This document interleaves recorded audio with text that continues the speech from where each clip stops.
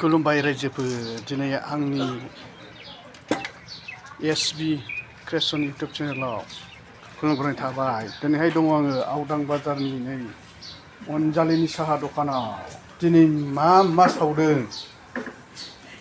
हा? मा सावदों? वा पकरि नै पकरि सावदों नै।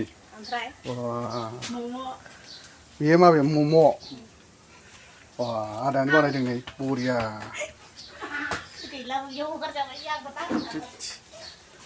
पकरि जानो गोथावखा नै।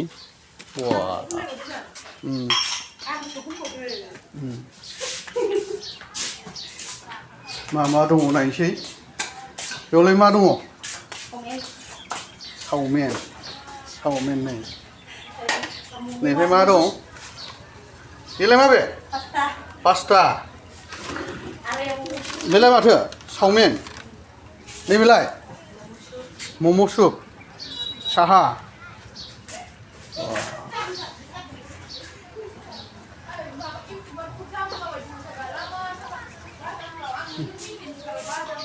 दावदैबो दङ नै। जोंना हनै दखानदारानो लाजिनानैसो खारबाय नै।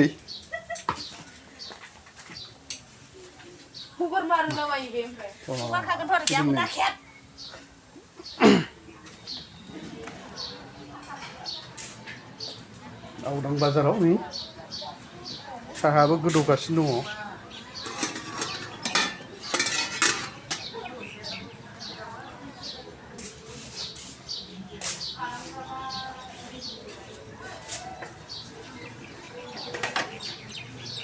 पापरबो दं।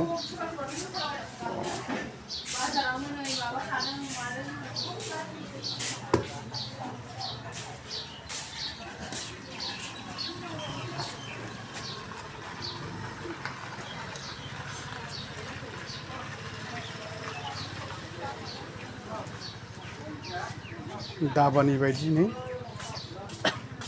साथा दंलायथारो। सावमिना प्लेटसेयाव बेसेबांब्रा? हा? 20 थाखा। पास्तायालाय? पास्तायाबो एखे।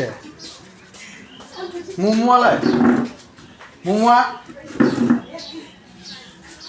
30 थाखा बिलाय। 30 थाखा प्लेट। दाउनिनो सुपआ। वा मम'। सुपनि गोदौनायखौ नायफैदोब्रा। बोरै सुपआ बोरै माबायदि गोदौदों नायनो। वा बरिया। मानसिया गाव हारसिं सोलोंनाय।